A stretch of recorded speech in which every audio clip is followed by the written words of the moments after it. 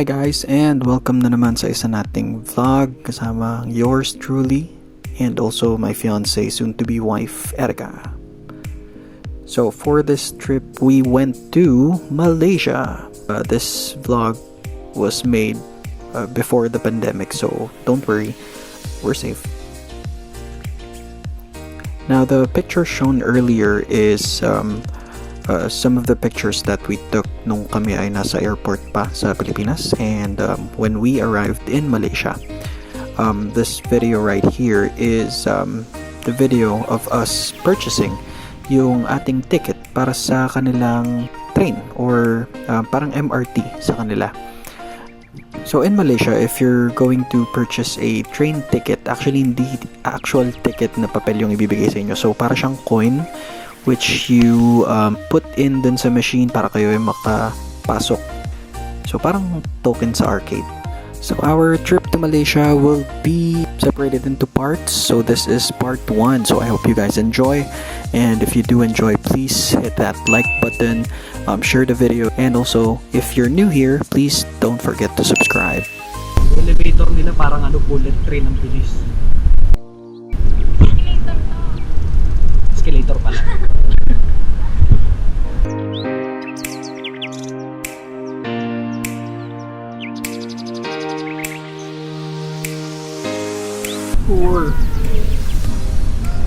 Cool pero mauulan.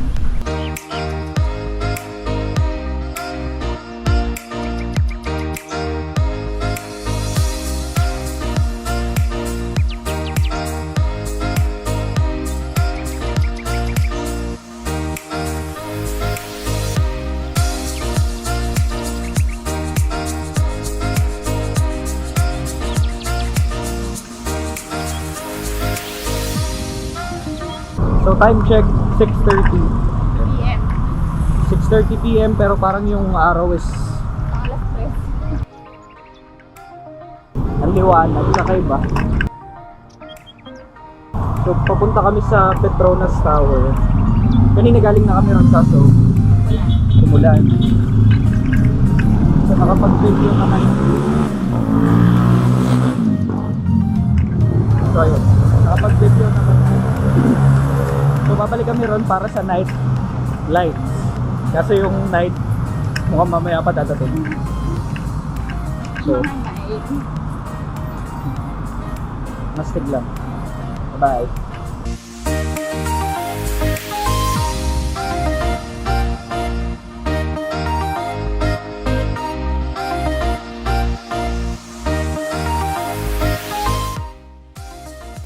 So before going to Petronas Towers, we went first to the Central Market. Market was founded in 1888 and ito ay originally isang wet market. Nowadays, people go here or tourist goes here to buy yung ating mga souvenir. Napakaraming stores dito, promise.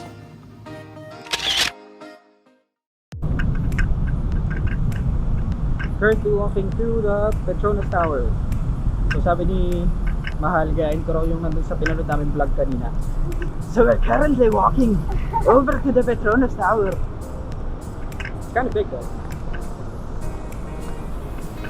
Yung Petronas Tower kasing laki ng pisngi na Erica. Grabe yun. So ayan siya. Woo! Woo!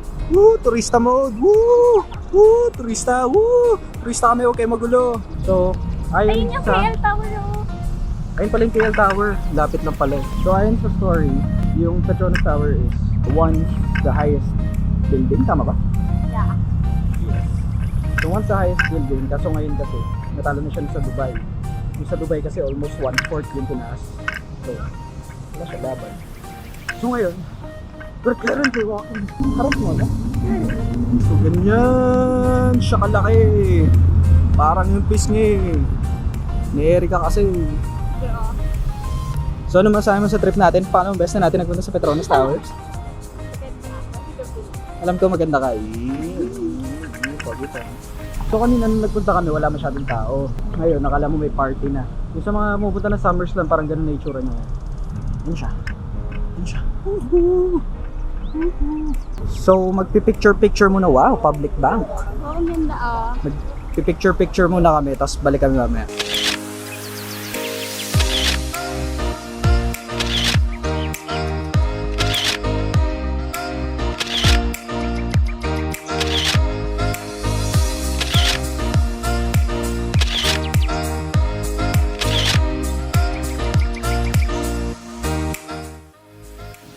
So, before we went back to the hotel, kumain muna kami sa isang fast food restaurant sa loob ng mall, malapit sa Petronas Towers.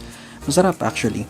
And also, hindi sila fond of eating rice, mostly for their dishes. So, it's more of like chicken lang or ulam lamang.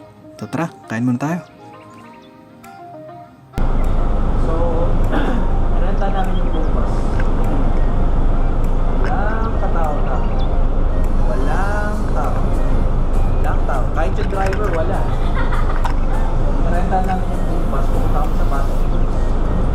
9:10 umalis. 8:55 pa lang. Tapos, for free. Free lang to. Sa mga pupunta sa Bato Caves in the near future, pag pumunta kayo ron, KL Central, kayo pupunta muna. Tapos sa baba, hanapin yung shuttle ng bus. So libre lang siya, tapos pwedeng yun lang. So again, the bus station is located just beneath KL Central. So literal na bababa lang kayo ng KL Central. May makikita kayong mga bus na nakapark which will take you places, mga tourist spots. Some of them are free, some you have to pay.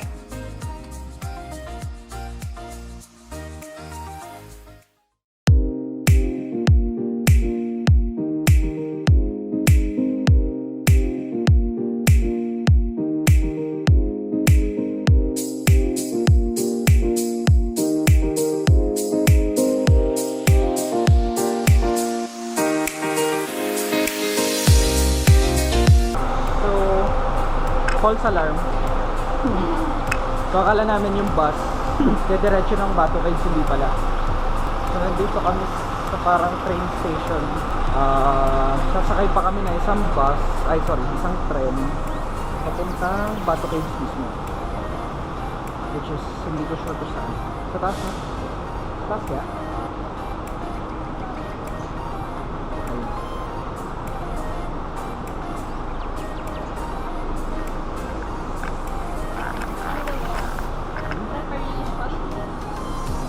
Para sa so ayun. Kahit yung makaluma nilang tren, mukhang mas maganda pa rin sa MRT. Ticket counter.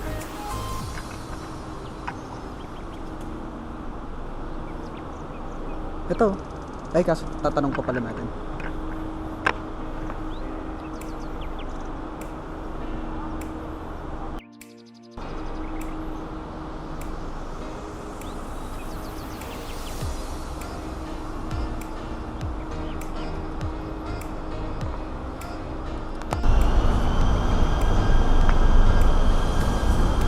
So bukod dun sa bus na narenta namin kanina, nagrenta na rin kami ng tren.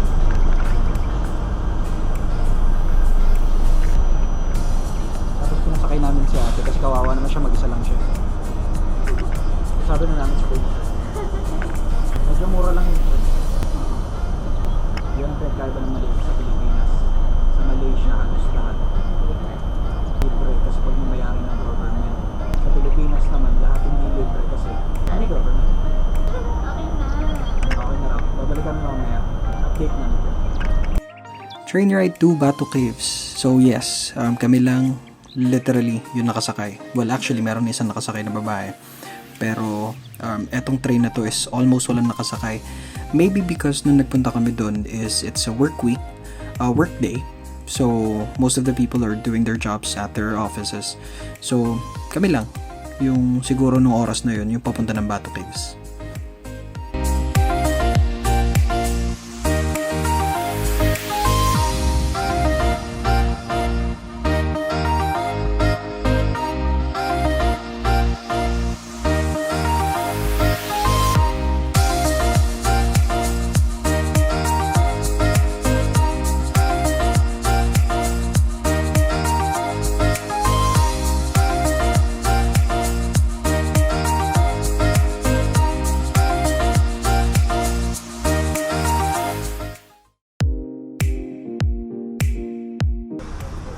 We just arrived at Batu Cave.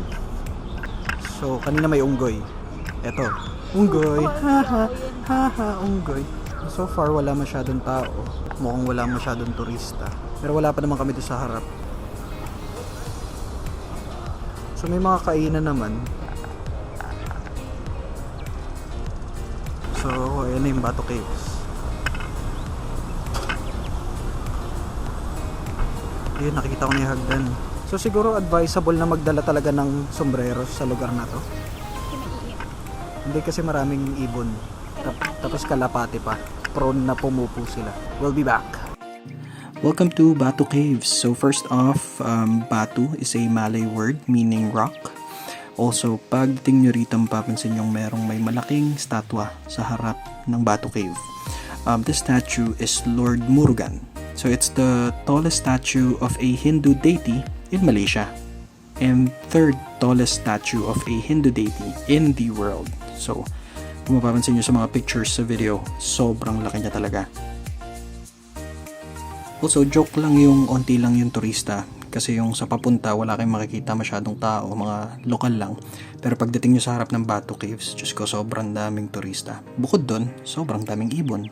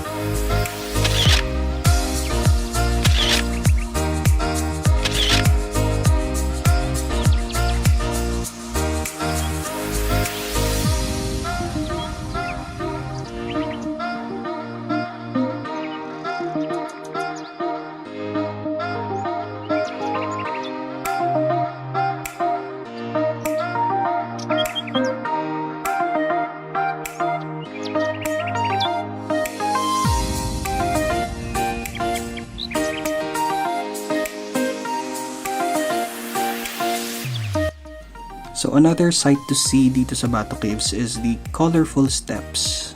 So bago kayo makapasok dun sa kuweba sa taas, it has a total of 272 steps bago kayo makaakyat. At of course, yun din yung dadaanan nyo pababa. So as you can see, pagod na pagod kami. There's actually a few monkeys na makikita nyo dun sa bago na entrance ng caves. Sa stairs, may mapapansin kayo mga unggoy na pagala-gala, kumukuha ng mga plastic. Yung iba, may hinahablot pa sa mga turistang dumadaan.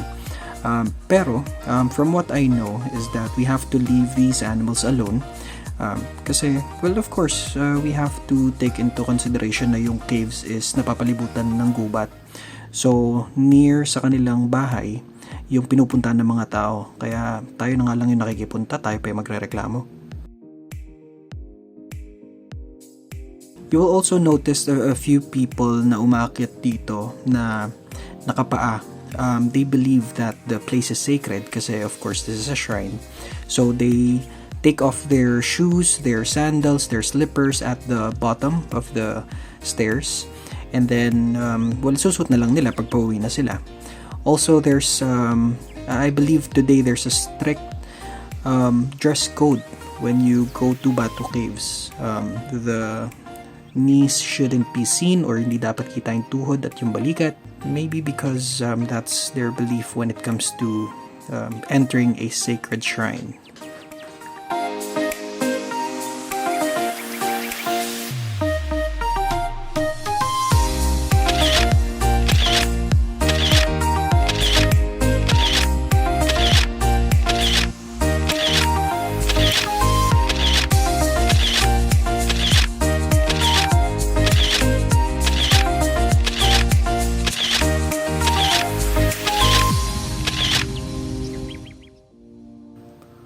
So when we got back down from the caves up ng Batu Caves is, well, nakipaglaro muna kami sa mga ibon. So vinidyoan ko sila dahil napakarami talaga nila. So there's a lot of tourists as well taking pictures. And that's basically it for our tour or for our visit in Batu Caves. I'll cut the part 1 to this muna. We still have a lot, so see you again.